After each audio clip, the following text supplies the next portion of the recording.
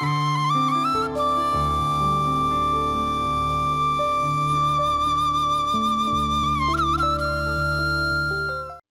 TV நேயர்களுக்கு இனிய காலை வணக்கம். இந்த இன்பகரமான அன்பான காலை நேரத்திலே மனிதர்களுக்கு, விலங்குகளுக்கு, இந்த உலகத்துக்கு மிக உயர்ந்த ஒரு பண்பு அன்பு. அன்பே சிவம், அன்பே கடவுள் என்று சொல்கின்றோம். இன்று உலகத்தில் பல பிரச்சனைகள், பல சிக்கல்கள், நாடுகளிடையே பிரச்சனைகள், மனிதர்களிடையே பிரச்சனைகள், குடும்பங்களிலேயே பிரச்சனைகள், எல்லாவற்றிற்கும் அடிப்படை காரணம் உண்மையான அன்பு இல்லாத தன்மைதான். ஆக இன்று இந்த அன்பு இல்லாத காரணத்தினால் பலர் மன நோய்களுக்கு உள்ளாகிறார்கள், மன வருத்தங்களுக்கு உள்ளாகிறார்கள், துன்பங்களுக்கு உள்ளாகிறார்கள்.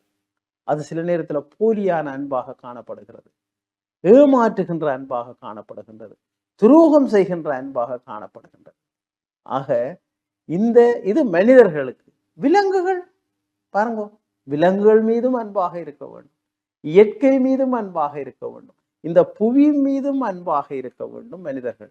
ஆக அப்ப மனிதர்கள் எவ்வாறு இருக்க வேண்டும், நாங்கள் எவ்வாறு இருக்க வேண்டும்?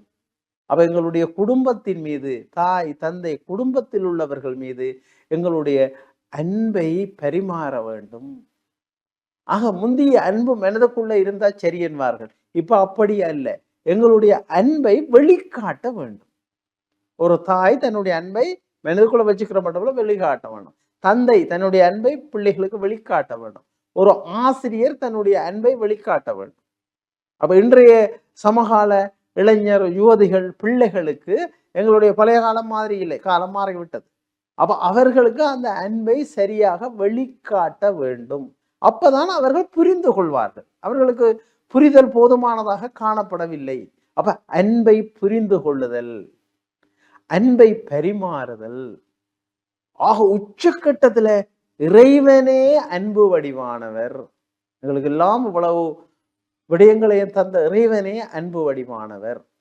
ஆக எல்லா மக்களுக்கும் இந்த அன்பை போதிக்கின்ற உளவியல்.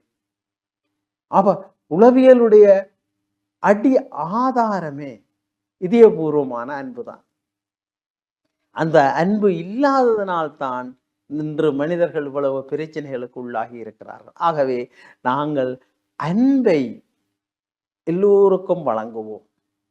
அது ஒரு சிறிய சிரிப்பாக இருக்கும், ஒரு புன்னகையாக இருக்கும். அதுக்கு ஒரு காசு ஒன்றும் கொடுக்க தேவையில்லை, பொருட்கள் ஒன்றும் கொடுக்க தேவையில்லை. ஒரு சிறிய உதவி, ஒரு சிறிய ஒரு சிரிப்பு, ஒரு சிறிய ஒரு ஆதரவு, இந்த அன்பை வெளிப்படுத்துகின்ற உணர்வுகளை எங்களுடைய பிள்ளைகளுக்கு நாங்கள் பயிற்சி, வெளிநாடுகளில் இதற்கான பயிற்சி எல்லாம் வழங்குகிறார்.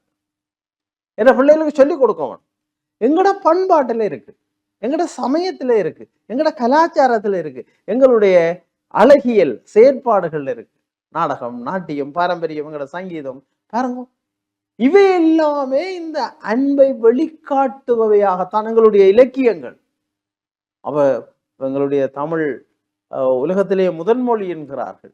எங்களுடைய அகநானூறு, புறநானூறு, இன்னும் வந்த இலக்கியங்கள் அத்தனையுமே இந்த அன்பைத்தான் எடுத்து எம்புகின்றன. அப்ப அன்பை கடவுளாக பார்க்கின்ற ஒரு கலாச்சாரத்துல நாங்க இருக்கிறோம். அன்பை ஒரு கடவுளாக பார்க்கின்ற கலாச்சாரம். அப்ப அந்த வகையில இந்த அன்பை சிறு வயதிலேயே பிள்ளைகளிடம் வழங்கிவிடவர். அதற்கான முறையியல்கள் காணப்படுகின்றன. நல்ல கதைகளை சொல்லுதல் பாருங்க. அப்ப மகாத்மா காந்தி இவ்வளவு தூய்மையானவராக வந்ததற்கு காரணம் அவருக்கு இந்த அரிச்சந்திர மானகண்டம், உண்மை பேசுதல் என்று அவர் பார்த்த. அப்ப உண்மை பேசுவதன் மூலம் நல்ல அன்பு உள்ளவர்களாக செயலாற்றுதல் பாருங்க. அப்ப எல்லா விழுமியங்களும் நேர்மையாக இருத்தல், மற்றவர்களுக்கு உதவி செய்தல், தொண்டு செய்தல், இவை எல்லாமே அன்பை மையமாக வைத்துத்தான் இயங்குகின்றன. ஆகவே அன்புடையவர்களாக நல்வாழ்வு வாழ்வோம். நன்றி, வணக்கம்.